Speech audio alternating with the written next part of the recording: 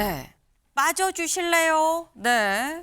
무슨 얘기냐? 기사 같이 보겠습니다. 내란 특검 임명 후 첫 재판 출석한 윤. 지지자들 보게 가로막지 말아줄래요? 라는 얘기를 했습니다. 직접 보고 오시죠. 특검에서 소환 조사 요구하면 응하실 건지 궁금합니다. 경찰 출석 요구 이번에 응하실까요? 아니, 저 사람들 좀 보게 이 앞을 가로막지 좀 말아주시면 안 되겠어요? 네? 이쪽으로 조금 앞으로. 네? 세 개 특검 모두 정치 보복 특검이라고 보십니까? 특검에서 소환 요구하면 응하실 거세요? 빠져주실래요? 네.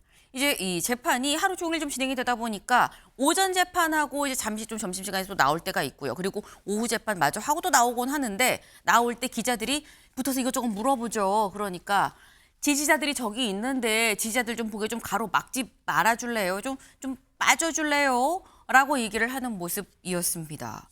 아마 기자들도 이런 얘기를 들은 게 아마 처음이 아닐까 싶긴 한데 윤주진 위원님. 예. 전직 대통령 이 재판에 질문을 하러 붙었는데 지지자들 봐야 되니까 빠져주세요. 어떻게 보셨습니까? 결국은 여전히 일반 국민들 다수의 국민들의 궁금증보다도 자신을 지지하고 환호하는 이들에게만 좀 소구하려고 하는 이 윤 대통령 특유의 리더십이 이제 한계를 보이고 있는 것이죠. 근데 일반 국민들이 저런 모습을 봤을 때는 그래도 그나마 남아있던 윤 대통령에 대한 어떤 동정과 이러한 것들이 좀 많이 없어질 수 있다. 왜냐하면 지금 저 기자가 사실 개인적으로 궁금해서 옆에서 붙어서 물어보는 게 아니잖아요.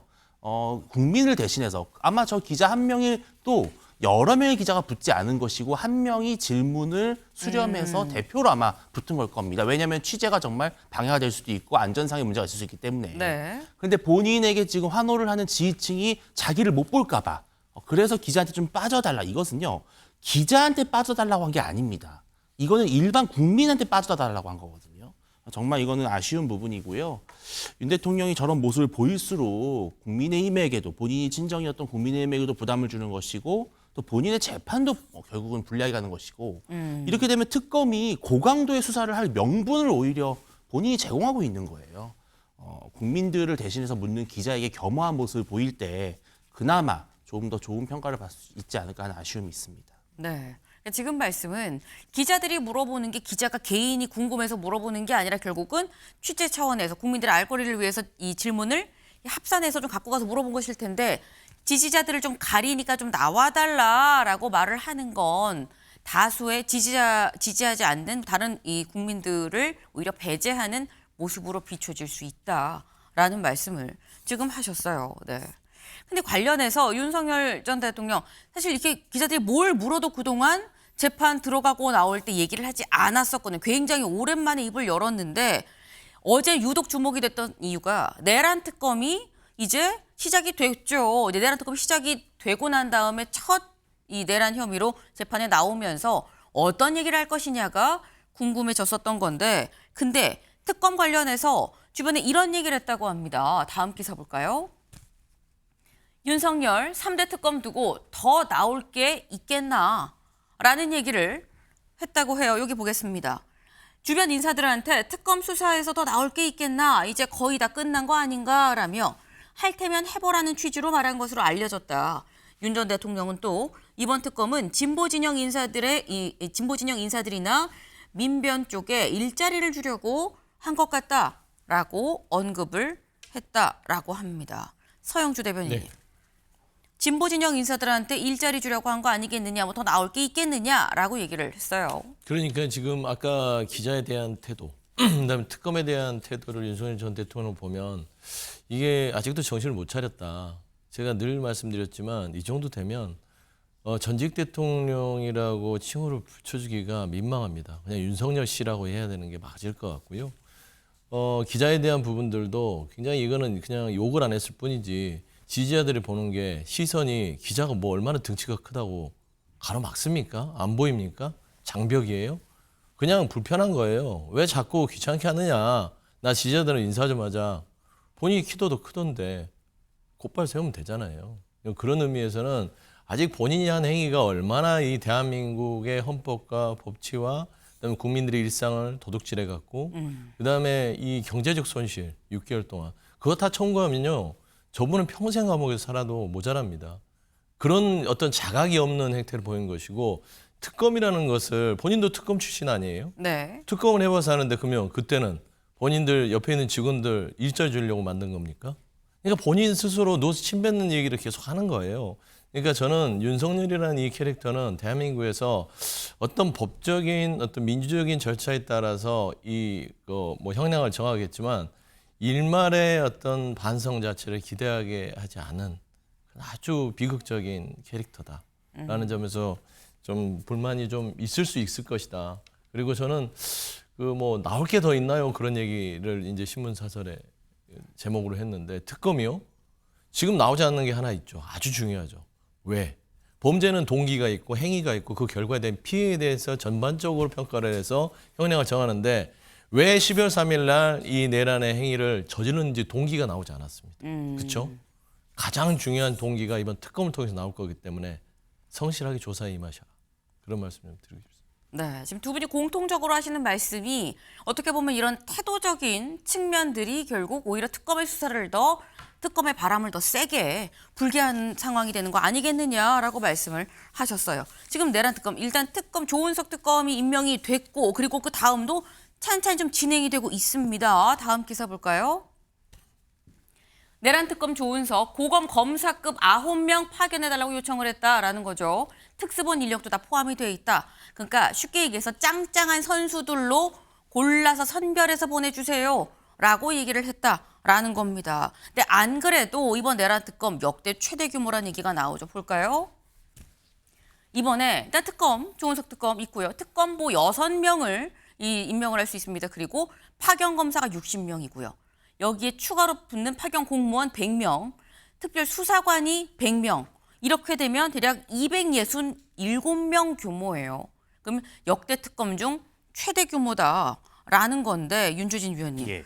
역대 특검 중에 최대 규모인데 윤석열 전 대통령 얘기처럼 다 끝난 거 아니야? 뭐 더 나올 게 있겠어? 더 안 나오면 오히려 약간 특검 자체가 비판받아야 되는 상황 아닙니까? 이렇게 최대 규모인데. 그러니까 윤 대통령의 입장대로 더 나올 게 있냐라고 했을 때 네. 만약에 나올 게 없다면은 어쩌면 진짜 이 특검이 무리한 정치적인 무리수였다. 그런 역풍이 불 수 있죠. 예, 비판을 받을 수 있는데요. 네. 근데 저는 실제로도 저는 내란 특검을 하는 것까진 뭐 좋다고 볼 수 있겠습니다만 네. 한 번쯤은 또 털고 가야 될 문제겠죠. 뭐 이재명 정부가 탄생한 이상해야.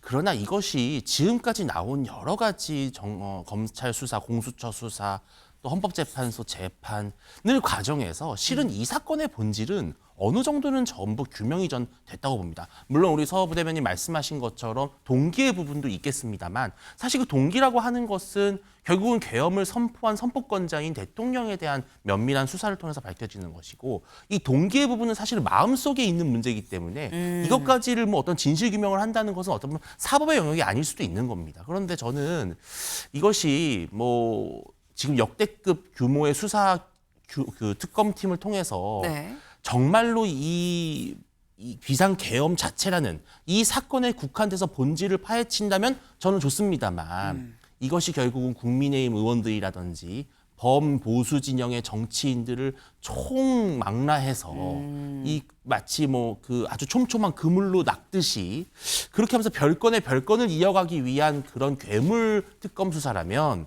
이것은 오히려 이재명 정부에 상당한 부담이 될 겁니다. 그리고 나중에 후유증이 클 것이고요. 저는 그래서 규모가 크다면 빨리 속도감 있게 핀셋 수사를 하고 손을 떼야 된다. 그것이 대한민국의 통합을 위해서 바람직한 과제라고 생각을 합니다. 네. 그러니까 지금 말씀은 이 역대 최대 규모면은 이 큰 규모로 빠르게 속도감 있게 핀셋으로 정말 필요한 사람만 해야지 여기저기 별건이란 표현을 쓰셨어요. 그런 수사를 해서는 안 된다라고 말씀하셨거든요. 서 대변인님. 예, 핀셋 수사 옛날에 했던 것은 예전 윤석열 정부 때 특수부 수사죠. 입맛에 맞게 이 사람만 넣고 이 사람은 봐주고 그렇게 해서는 안 됩니다. 내란이라는 거는 아주 촘촘한 어떤 채처럼 한 명도 빠져나가지 못하게끔 내란에 동조했거나 비호했던 사람은 거기에 대한 책임을 물어야 돼요. 다 감옥을 보낸다는 게 아니라 최소한 이 사람은 내란에 대해서 비호하고 협조했다는 거는 밝히는 것만으로도 수사의 성과라고 봅니다. 그래야만 그가 만에 하나 정치권에서 국민들을 겉으로는 속이면서 뒤에서는 내란에 동조했다. 그럼 평가를 받아야 되잖아요. 저는 그런 부분에 있어서도 특검을 해야 되고 저는 국민의힘 쪽에서 자꾸 얘기하는 정치보복 프레임 창피한 줄 알아야 돼요. 우리가 보통 그렇잖아요. 청소를 하는 것은 먼지에 대한 보복이 아닙니다. 청소를 하는 거예요. 그러면은 어떤 도둑을 잡는 건 도둑에 대한 보복이 아닙니다. 그 행위에 대해서 청산해줘야 그런 기준이 세워져서 다시는 그런 일이 반복되지 않도록 하는 거기 때문에 저는 이 부분을 가지고 이게 뭐 별건 수사다, 확대한다, 우리 정치권을 흔들려고 한다 아닙니다. 국민의힘 내부에서 이번에 내란 특검을 통해서 다시 자정하는 기준을 삼아야 된다. 그래서 저는 이 새로운 출발을 위한 특검으로 받아들이는 게 훨씬 더 현명하다. 그런 말씀을 드립니다. 네, 이런 표현을 쓰셨어요. 우리가 청소를 할 때 먼지에 대해서 보복한다고 하느냐. 우리는 그렇게 생각을 한다. 때문에 채처럼 촘촘하게 다 걸러낼 필요가 있다. 라고 또 말씀을 하셨습니다. 사실 지금 이 조은석 특검보가 머릿속으로 좀 구상을 하고 있겠죠. 이 구상이 어떤 구상일지 아마 차근차근 이제 윤곽이 좀 드러나지 않겠나라는 생각이 드는데 근데 지금 내란 혐의로 수사를 받는 사람 윤석열 전 대통령 말고 또 있죠. 여기는 구속도 됐습니다. 누구냐? 보석 허가한 법원은 나가라고 하는데 안 나가라고 말하는 사람 김용현 전 국방부 장관이다라는 겁니다. 네. 상당히 좀 이례적인 상황이에요. 윤주진 위원님. 예. 이게 좀 앞뒤가 바뀐 거 아닌가라는 생각이 들고 김용현 전 장관이 사실 그동안 보석 신청을 2번에 걸쳐서 했었어요. 예. 그랬는데 이번이 법원이 나가라고 하는데 왜 본인이 안 나간다고 하는 거냐라는 거죠. 그러니까 구속 만료가 되면은 사실은 석방이 원칙이잖아요. 네. 그런데 검찰 입장에서는 계속해서 구속 상태를 유지하기 위해서 이제 보석이라고 하는 직권으로 보석 신청을 했고 법원이 결정을 내렸는데 지금 김용현 전 장관은 나는 더 이상 구속이 되어 있을 이유가 없는 것이다라는 그런 명분을 갖고 거부를 한 것입니다. 네. 그런데 이제 현실적으로 김용현 전 장관을 구속 상태에서 아예 풀어줘 버리는 경우에는 실은 김 전 장관과 뭐 윤 전 대통령 간의 어떤 별도의 입을 맞춘다든지 그런 혐의를 좀 숨기려고 하는 증거 인멸이나 이러한 가능성을 볼 수가 있겠죠. 그래서 현재 이제 구속을 연장하려고 하는 것인데 사실은 대한민국이 특히 문재인 정부에서 이 부분을 상당히 강조했던 것이 불구속 재판이 원칙입니다. 그러니까 피의자 그리고 이미 수사는 강도 높게 많이 진행이 됐고요. 또 앞으로 이제 특검이 이제 출범을 해서 본격적으로 수사하게 되면은 네. 김 전 장관도 거기에 대상이 되겠죠. 그런 여러 가지를 본다면 실은 저는 김 전 장관이 본인의 어떤 방어권을 주장한 부분도 어떤 법 앞에 평등 입장에서는 배제할 수는 없는 것이다. 다만 김 전 장관이 그렇다면 더더욱 사실은 뭐 옥중에서 편지를 쓴다든지 이런 모습들을 보이지 말았어야 했었어요. 정말 재판에만 충실하겠다라는 모습을 보였어야 했는데 또 너무 정치적 행위를 했기 때문에 네. 좀 양측의 입장이 첨예하게 갈리는 것 같습니다. 네. 여기 지금 같이 볼까요? 이번에 법원에서 조건부로 보석을 좀 해주겠다, 나가시오라고 얘기를 했는데 조건부 보석 그거 안 받아요라고 얘기를 하고 있는 거죠. 여기 살짝 보석 과정을 보겠습니다. 이 작년 12월 27일에 구속 기소가 됐어요. 왜? 처음에 조사받으러 왔다가 그냥 그 상태 그대로 체포가 됐죠. 그래서 구속 상태에서 기소가 됐습니다. 그리고 난 다음에 해를 넘겨서 1월 13일에 김용현 전 장관 쪽에서 보석 신청을 했어요. 근데 법원이 기각을 했죠. 한 번 더 신청을 합니다. 그런데 이 본인이 신청한 거에 대해서 김용현 전 장관이 부하들보다 먼저 나가기 싫다라고 본인이 취하를 했어요. 그런데 지난 11일에 검찰이 법원에 직권으로 좀 보석을 해주십시오. 근데 조건을 좀 달아서 해주십시오라고 요청을 했고 법원이 조건부로 보석을 결정했는데 어떤 조건이냐? 여기 보겠습니다. 보석 해주는 대신에 조건은 일단 이행 서약서에 서명해야 돼요. 보증금 1억 내시고요. 이행 서약서에 뭐가 적혀 있느냐? 주거지 제한, 도주, 증거인멸 금지, 출국 시 허가 등 이런 부분들이 있다. 그리고 내란 혐의 피고인, 참고인, 증인 등등과 접촉하면 안 됩니다. 라는 게 보석의 조건입니다. 그 또 한편으로 생각하면 서영주 대변인님. 네. 이게 그래 뭐 보석 석방되고 그러면 당연히 관련자들하고 접촉하면 조건에 없어도 만나면 안 되는 거 아니야? 라는 생각이 들긴 들거든요. 근데 이거 김용현 측의 네. 주장을 봐야겠죠. 그러니까 보석 조건을 다 풀어달라는 거 아닙니까? 그래야 보석을 인정하겠다. 어차피 나는 26일이면 나간다라는 거죠. 조건 왜 없이. 조건을 달아서 나를 묶어놓으려고 하느냐. 그러면 반대말로 난 나가서 증거인멸하겠다. 내 마음대로 만나겠다. 지금 대한민국이 얼마나 그 지난 이 윤석열 정권의 검찰이 남아있고 그 잔재들이 계속해서 진행되고 있다는 것을 보는 단적인 예입니다. 주기현 판사가 내란 우두머리를 풀어줬고요. 심우정 검찰총장이 거기에 대해서 항고를 포기했습니다.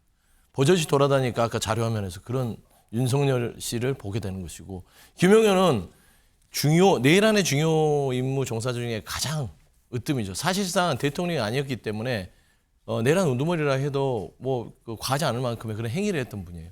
근데 이제 두 사람이 버젓이 밖에서 활보하고 다닙니다. 그리고 보석 조건은 둘이 만나지 마.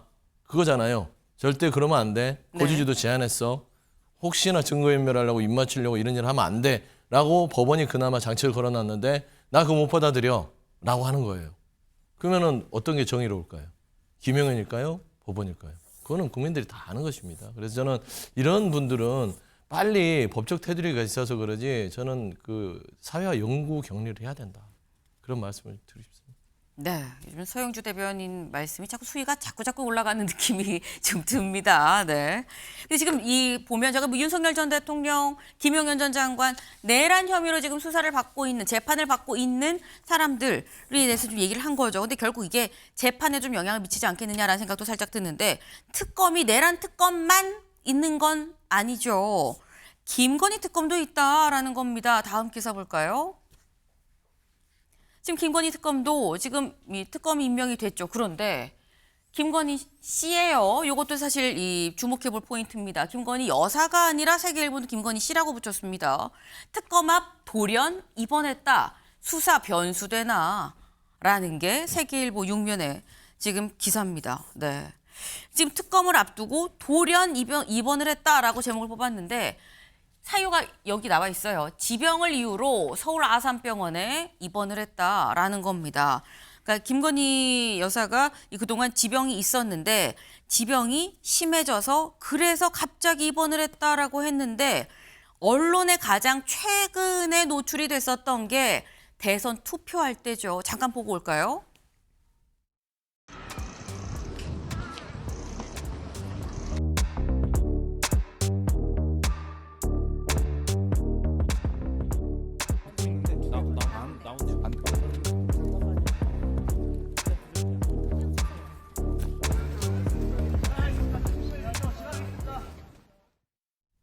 네, 윤주진 위원님. 예. 사실 저 때도 썩 건강이 좋아 보이진 분명히 않았어요. 근데 입원까지 해야 될 상황인가요? 그러니까 제가 제3자의 건강 상태를 감히 말하는 건 좀 실례겠지만 공인이기 때문에 굳이 말씀을 드리자면, 저도 사실은 과거에 용산 대통령실에 이제 관저에 있을 때부터 그런 이야기가 좀 있었죠. 사실은 김건희 여사가 좀 건강이 썩 좋지 않다. 특히 이제 기사에도 나왔습니다만 어떤 체중의 문제도 있었고요. 특히 또 이제 최근 들어서 이재명 정부 들어서고 특검이 출범하면서 본인에게도 이제는 피할 수 없는 어떤 수사가 다가오고 있는 거 아니겠습니까? 그렇다면 아무래도 스트레스도 겹치고 충분히 어떤 지병이 확대될 가능성이 있겠죠. 더 중해질 사안이 있지만, 사실은 타이밍적으로 봤을 때는 오히려 국민들에게 더 큰 부정적인 인식을 줄 우려가 있죠. 왜냐하면은 우리 고위 공직자들, 정치권이 과거에서도 보면 꼭 평상시에는 건강하다가 검찰 갈 때 휠체어를 탄다든지 그런 연출하는 모습들이 있었기 때문에 그것들이 이제 오버랩 되면서 이거 특검 앞두고 좀 아픈 척 하는 거 아닌가, 이렇게 이제 말씀하시는 분들이 계실 것 같아요. 충분히. 근데 저는 그렇기 때문에 저는 일단 첫째, 김건희 여사 측이 현재 건강 상태에 대해서 좀 더 투명하게 이야기해야 된다. 어디가 어떻게 안 좋아서 이러한 치료를 받는다는 걸 얘기해야만 국민들이 납득할 것이고요. 두 번째는 그렇게 큰 지병이 아니라면은 수사는 수사대로 충분히 임해야 된다. 충실히. 이 두 가지가 되지 않는다면 오히려 이런 정말 억울하게 오히려 논란을 당할 수가 있는 거거든요. 저는 그런 말씀 좀 드리고 싶습니다. 네. 지금 일단 김 여사 쪽에서 얘기를 한 게 지병 때문에 서울 아산병원에 입원을 했다라고 얘기를 하는 건데, 사실 지병이라는 것도 개인 정보기 때문에 저희가 무슨 병으로 얼마나 심각해서 입원을 하고 이렇게 얘기할 건 분명히 아닙니다. 다만 혹여 국민들이 오해를 할 수도 있는 거 아니겠느냐라는 말씀을 지금 하셨어요. 근데 실제로 지금 알려지는 얘기가 지금 몸무게가 이런 얘기가 있습니다. 작년 11월쯤에 명태균 의혹이 불거진 그때쯤 체중이 40kg이 안 됐다. 그러니까 30 몇 kg이었었다라는 거예요. 저희 초등학교 애들이 30kg, 40kg대거든요. 근데 김건희 여사가 지금 현재 40kg가 채 되지 않는다라고 얘기를 하는 건 이걸 보면 뭔가 좀 건강이 많이 안 좋긴 안 좋은 것 같다라는 생각이 들긴 드는데 근데 또 이런 얘기도 있는 게 서영주 대변인님. 네. 사저인 아크로비스타에서 병원을 가면 근처에 서울 성모병원이 더 가까운데 왜 아산병원으로 갔지? 라고 하는 사람도 있어요. 네, 아산병원이 인연이 있겠죠. 서울대병원 더 이상 사용할 수 없는 것이고요. 아산병원은 한때 기억나실 거예요. 캄보디아. 당시 애를 안고 뭐 어떤 여러 가지 또 논란이 있었었고요. 당시 그리고 나서 아산병원과 캄보디아하고 그 협업 관계를 이끌었던 그 윤석열 전 정부에서 있었던 일을 기억할 겁니다. 아마 그런 인연이 있지 않았을까라고 생각하는 것이고 저는 김건희 씨가 뭐 40kg가 되든 30kg가 되든 그건 본인이 관리하는 것이지 이제는 더 이상 국가의 어떤 역할하는 직에 있지 않지 않습니까? 개인의 일이에요. 그리고 병원에 입원하는 부분들 아니 그렇게 힘들게 살면 가짜 인생을 살고 그 남편의 어떤 권력에 숨어서 그런 여러 가지 불법적 의혹들이 이렇게 격혀이 쌓이게 살면 없던 병도 생길 것 같아요. 건강한 사람도 더 나빠지지 않겠습니까? 그래서 저는 그런 부분들에 있어서 치료가 필요하면 치료를 하는 것인데 다만 왜 지금이냐? 지금 검찰이 체포영장에 대해서 계속해서 요구를 하는데 거부하고 있고 체포영장이 집행될 수도 있고 특검을 통해서 출석 요구가 돼서 이제 김건희 씨가 특검에 출석해야 될 상황입니다. 그러면 이제 피할 곳이 병원밖에 없구나라고 충분히 오해를 할 수 있는 것이고 네. 저는 용납할 수 없다고 봅니다. 누릴 땐 누리고 본인이 책임지지는 않겠다는 거. 저는 본인이 한때 대통령의 배우자로서 누렸던 만큼 또 책임을 져야 된다. 그런 네. 말씀드립니다. 지금 저희가 잠깐 얘기하는 중에 속보가 지금 나왔습니다. 미국에서 밝히기를 트럼프 대통령 중동 상황이 지금 심각해서 G7 일정을 단축하고 조기에 귀국하려고 한다라는 거죠. 캐나다에서 머무르는 시간이 이 16일, 17일 이틀 동안 다 머무르지 않고 갔다가 좀 빨리 일정을 단축해서 빨리 좀 넘어오려고 한다라고 하고 있습니다. 다만 이 빨리 조기 귀국을 한다고 해도 만날 수도 있고요. 혹은 다른 여느 국가들도 다 같이 못 만날 수도 있다라는 생각이 드는데 약간 더 유동적인 상황이 됐다라고 봐야 될 것 같네요. 네. 일단 저희가 지금 김 여사와 관련해서 좀 얘기를 하고 있었는데 김 여사가 아까 윤주진 위원님 예. 병원에서 있어도 심각하지 않으면 가능하면 특검 수사는 좀 응해야 된다라고 말씀을 하셨어요. 예. 근데 만약에 김 여사가 병이 깊어서 수사를 받을 수 없는 상황이라고 하면 이미 특검은 지금 부릉부릉 시동 걸고 이제 사무실 얻으려고 알아보고 다니고 하는 그런 상황이거든요. 예. 그럼 특검 수사는 어떻게 되는 겁니까? 그러니까 이거는 정말로 객관적인 그 지병의 상태와 얼마나 심각한 수준인지를 판단하는 것이 맞습니다. 근데 전직 대통령의 배우자라면 어떤 본인의 지병 문제를 단순 개인 정보라고 치부할 수는 없는 것이고요. 특히 전 국민적 관심사인 수사의 대상이기 때문에 의료진이 충분히 어떤 상태인지를 또 국민들에게 설명할 수는 있을 수 있다고 봐요. 또 수사팀이 그것을 인지해서 객관적으로 판단할 수 있지 않겠습니까? 이것은 수사가 가능한 수준인지 아니면은 뭐 정말로 불가해서 특검을 어떻게 보면 또 연기해야 될 상황이 될 수도 있는 것이죠. 연장할 수도 있는 것이고요. 그렇기 네. 때문에 이것은 또 정치적 판단이 아닙니다. 또 김건희라고 하는 인간 개인에 대한 호불호의 문제도 아니고요. 정말로 의료진과 수사팀이 서로 협의해서 어느 정도의 시간이 필요한가. 뭐 예를 들어서 병원에 방문 조사하는 방법도 있습니다. 그렇기 때문에 수사는 수사대로 원칙대로 가되 지병 상태는 투명하게 다룸으로써 기준을 세울 수 있을 것이라고 봅니다. 네. 지금 결국 의료진 수사팀이 보고 이게 진실인지 아닌지 수사를 받을 수 있을 만한지 아닌지 여부를 좀 판단하지 않겠느냐. 병원 방문 조사도 있다라는 말씀을 하셨어요. 근데 관련해서 검찰이 병원에 방문 조사를 하는데 신발 사이즈 이거 재러 가야 되는 거 아니야라는 얘기도 나옵니다. 신데렐라 수사 얘기가 나와요. 왜? 보겠습니다. 샤넬백 2개 가방과 신발로 교환했다.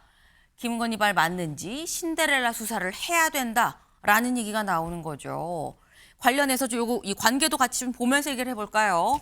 얘기가 나왔던 게 한 종교단체의 간부가 건진 법사를 통해서 명품백을 줬고요. 이거를 김 여사한테 주세요라고 해서 건진 법사가 수행비서 유모 씨한테 이거를 줬다. 그런데 이 가방이 어디 갔느냐라는 얘기가 있었죠. 그래서 이 유 씨는 이거 다시 줬어요. 이 건진법사한테 줬어요라고 얘기를 했고 건진법사는 내가 받았는데 되돌려 받았는데 잃어버렸어요라고 얘기를 했다라는 거예요. 그런데 그 사이에서 나온 게 이 받은 가방을 샤넬 매장에 가서 따로 다른 가방, 다른 물건으로 좀 바꿨다라는 얘기가 있었는데 그동안은 처음에 가방 하나를 2개로 바꿨다라는 얘기가 있었는데 아니다. 원래 2개였는데 2개로 바꾼 거다 했었는데 신발이 하나 더 늘어났어요. 네, 이 신발 하나, 이 가방 하나가 더 늘어났습니다. 지금 현재 나오는 얘기는 가방 2개를 다른 가방 3개와 신발 1개로 교환을 했다라는 또 새로운 얘기가 지금 나오고 있습니다. 그래서 나오는 게 그럼 이 신발의 주인이 누구냐? 김건희 여사의 발 사이즈랑 똑같으면 이거 김 여사 거라는 거 아니겠느냐? 이 신발 당신 신발 맞습니까? 발 사이즈 재러 검찰이 병원에 가야 되는 거 아니냐라는 얘기가 나옵니다. 서영주 대변인. 네. 이게 윤석열 정부, 특히 심우정 검찰총장 수준의 검찰입니다. 수준이 이 정도밖에 안 되는구나. 무슨 김건희 씨에 대해서 신발 사이즈를 재는 게 결정적인 어떤 수사 방식이다.